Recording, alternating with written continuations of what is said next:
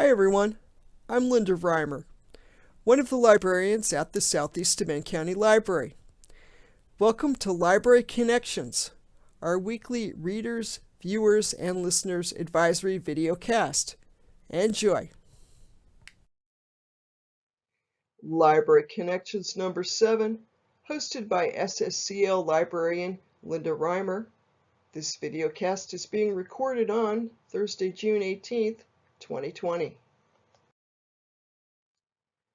Jumping right in with the top 5 books on the New York Times fiction bestseller list for this week. At number 1, the new James Patterson, The Summer House, written by James Patterson and Brenda Du Bois. Jeremiah Cook, a veteran and former NYPD cop, investigates a mass murder near a lake in Georgia. At number 2, the new Donnell Steele, Daddy's Girls. After a California rancher's sudden death, his 3 daughters discover things that they did not know about their father. At number 3, Tom Clancy, Firing Point, by Mike Madden. When an old friend is killed during the bombing of a Barcelona cafe, Jack Ryan Jr. searches for those responsible. At number 4, Where the Crawdads Sing, by Delia Owens. In a quiet town on the North Carolina coast in 1969, a young woman who survived alone in the marsh becomes a murder suspect. At number 5, The Vanishing Half, by Britt Bennett. The lives of twin sisters who run away from a southern black community at age 16 diverge as one returns and the other takes on a different racial identity, but their fates intertwine. Moving on to the top 5 nonfiction bestsellers for the week. At number 1, White Fragility, by Robin DiAngelo. Historical and cultural analysis on what causes defensive moves by white people and how this inhibits cross-racial dialogue. At number 2, So You Want to Talk About Race, by Ijeoma Oluo. A look at the contemporary racial landscape of the United States. At number 3, the first of 2 books in the top 5 by Ibram Kendi, How to Be an Anti-Racist, a primer for creating a more just and equitable society through identifying and opposing racism. At number 4, Stamped from the Beginning, also by Ibram Kendi, winner of the 2016 National Book Award for Nonfiction, a look at anti-black racist ideas and their effect on the course of American history. And at number 5, Countdown 1945 by Chris Wallace and Mitch Weiss. The Fox News Sunday anchor gives an account of the key people involved in events leading up to America's attack on Hiroshima in 1945.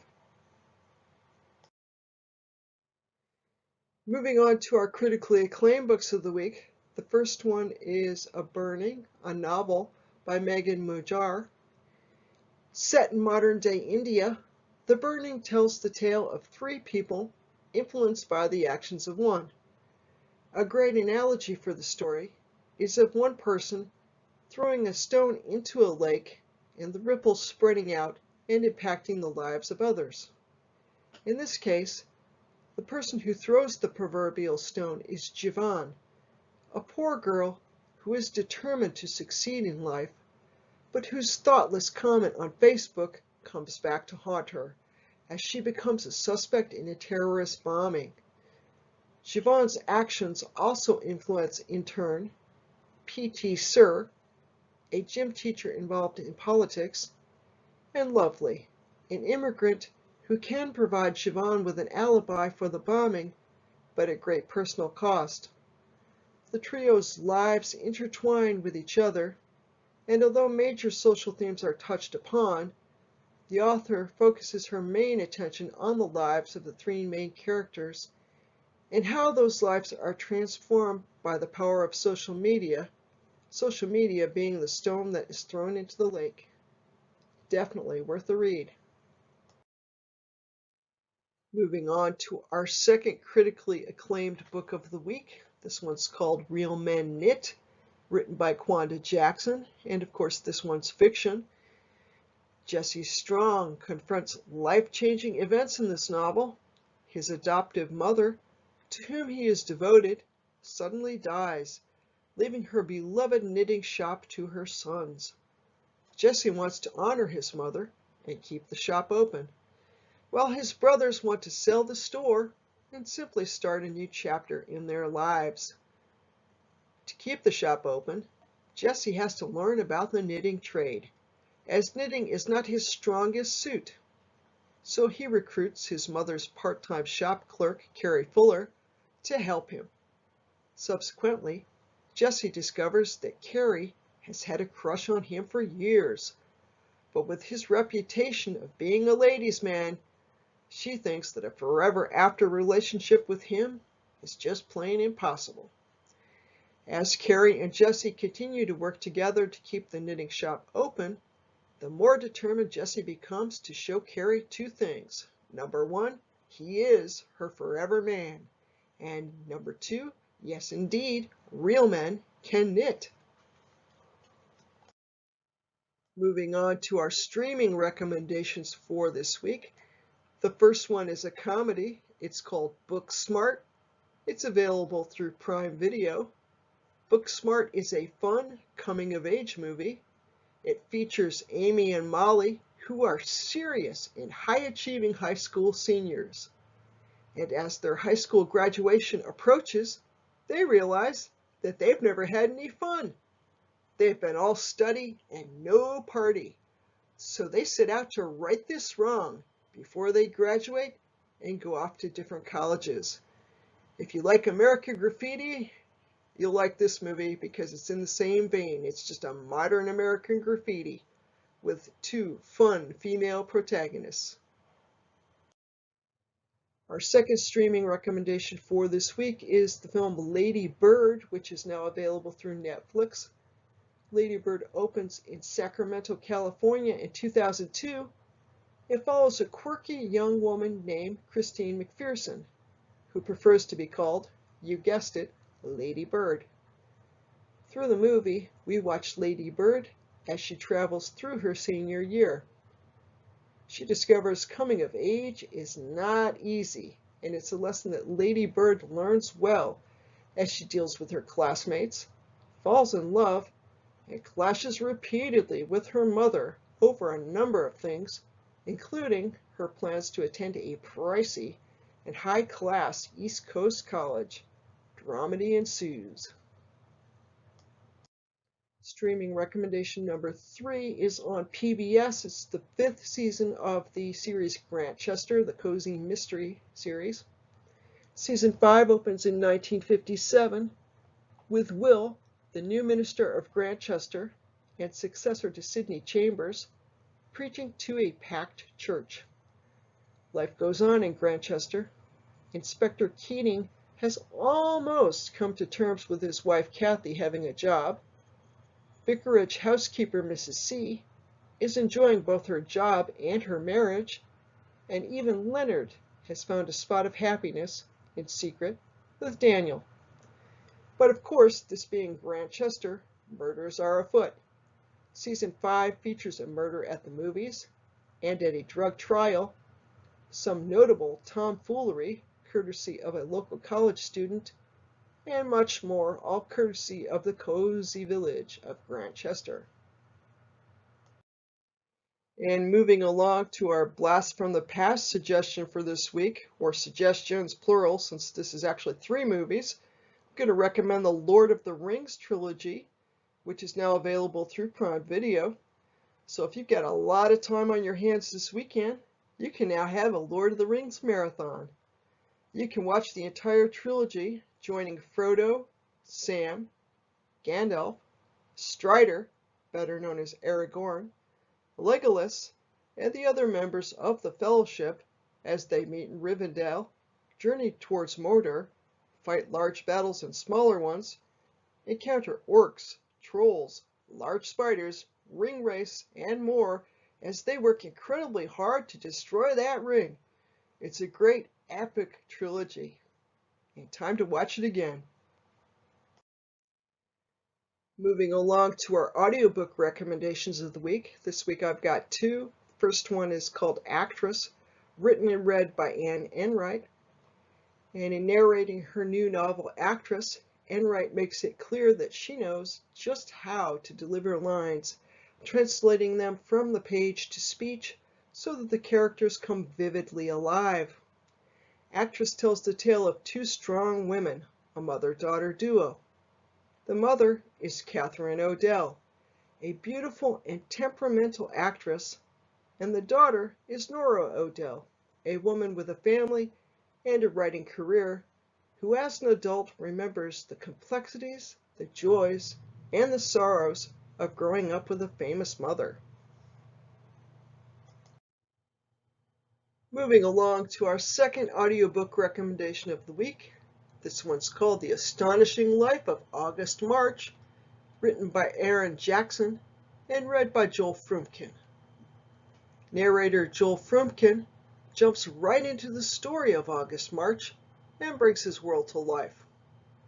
The story begins during the intermission of a Broadway play, when the leading lady calmly goes backstage, gives birth to a son, leaves him in the laundry cart, and then carries on with the play and her career. And just as August's birth is a secret, so too is the existence of the boy August, who spends his early years backstage, learning Shakespeare, and surrounded by a colorful cast of characters. Of course, as all good things come to an end, August eventually has to leave the theater and take his chances on the streets of post-World War II New York City. And the drama and comedy continues. The story is wonderfully quirky, imaginative, and immersive. And moving along to our odd duck recommendations of the week. This week I've got 3 articles I'm going to suggest that you check out. 2 of them are on different aspects of working from home, and the third is for anybody, even if you're not working at home, if you're retired or you're a student on break or what have you. And the idea basically is to walk, stretch, and keep moving, which is a little bit of a challenge in our coronavirus era. So the first article is titled, humorously enough, "You've been working from the couch or the dining table, and now you're in pain. Try these tips." It was written by Michelle Bruner for the Washington Post, and it is on the aspect of working from home and how you set up your home office, how your chair should be set up, how high your monitor should be, how you can adjust things in your home office or home working area so that you don't wind up with pain in your neck or your back. And those are good things. We don't want to be in pain. So I would recommend Googling this to come up with the article. I would just Google the title of it, "You've been working from the couch or dining table and now you're in pain." And you can see at right a photo of the top portion of the article. And the article on the walk, stretch, and just keep moving front is called 3 Stretches to Tend to the Aches and Pains of Working from Home. Time to add some of these to your routine. Written by A.C. Shilton for the New York Times. And again, I would Google just the first part of the title there, that first sentence. And you see at right the top portion of the article, which deals with how you can stretch and basically just be a little more fit by stretching and moving so that while you're working from home, you don't wind up in pain from sitting in one position for hours and hours. And that's a good thing. We don't want to be in pain. And moving along to the third article on the walk, stretch, and just keep moving front, which is for everyone. This one's called Just Keep Moving, and sometimes Double Your Distance, written by Tom Goldman for NPR. And this is about how you get out and walk or hike or what you can do outside safely during our coronavirus era. But again, the basic idea is to get off the couch and get out there and move just a little bit. And on to the cute cat photos for this week. I've got 3 this week. as usual.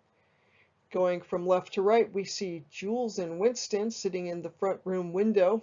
They're big fans of sitting in the windows once they're open for the season. In the center photo, we see my girl Piper. She's a big fan of the picture window in the side room of the house. I have the shades up just enough so she can look out and see everything going on. And the third photo is the reason why I sometimes find it difficult to do my laundry when I want to do it, because I have a cat who's decided, what a great place to sleep. So those are the cute cat photos for the week. If you have questions about this weekly video cast, please let me know. You can send an email to reimerl@stls.org, or alternately send a reference query to diglit@stls.org. And either I or a staff member will get back to you. There are library resources aplenty that you can use from home. 3 ways to get into them and find out more about them are seen here. We've got the Southeast Bend County Library website, which is sort of the portal. You also see a photo here of the digital catalog and the reference desk online form and the links for those. Library resources you can access from home, page 2. This page shows blogs. The library has several blogs that are fun, so you should check those out. They're mostly on books, although we have one on local history and one on maker spaces, or more specifically the library's maker space, Creation Station. Social media, just a weekly reminder, you can connect with the library and pose questions via social media. The library has pages on Facebook, Twitter, YouTube, and Instagram. In relation, each video in this series is available on demand via the library's YouTube page after it's been shown on Facebook. Reference page 1, if you wish to stop the video and look at what the articles are, please do so. References continued. Second page of references. And on to the tech tip of the week. Hi everyone, welcome to the tech tip of the week. This week I'm going to briefly talk about how you easily can clear your browsing history on any laptop or desktop computer. Now this is something that you may or may not want to do at home, but if you share a computer or if you're out and about, say you're using a public computer someplace, it's always a good idea to clear your browsing history. You'll see up here I've got a couple of tabs open. I've got the Steuben County website up, NPR's Art and Life, which features book reviews, New York Times book review, our buddy Google, and the library's homepage. So say I've been to all these websites and have all these tabs open, and I don't want the computer to remember that for the next person that comes and sits down here. There's an easy way by hitting 3 keys on your keyboard that you can clear your browsing history. So now I'm going to tilt my phone so you can look at the keyboard with me. On the left-hand side, the 2 keys are Control and Shift, those 2 keys. And then towards the right-hand side of your keyboard, you're looking for the key Delete, D-E-L. Yours may be bigger than mine because this is a laptop. And sorry for all the dust on this computer. I tried to clean it off, but boy, oh boy. So you hit those 3 keys at once. Again, that's Control, Shift, and Delete up here, D-E-L. And if I'm going to hit those keys, and I'll show you on the screen what it looks like. Hang on just one second. Okay, so now here is the little pop-up window that comes up, and you can clear your browsing history, your download history, your cookies, your cached images and files. You can do it for the last hour, which is the default here. But if you click the drop-down arrow, you can do it for the last week, 4 weeks, or for all time. And you just click Clear Now, and it will think about it for a moment, and the blue circle will spin around. And when it's done, well, you'll know when it's done. It says 20. There we go. That's it. And this is just a basic page that comes up with Edge. This is Microsoft's browser. If you're using Chrome or Firefox, you'll probably just go back to the page you were on, but the browsing history is cleared. And that is the tech tip of the week. Again, Control, Shift, and Delete keys on your keyboard. And that's it for this week, folks. Join us next week for another edition of Library Connections.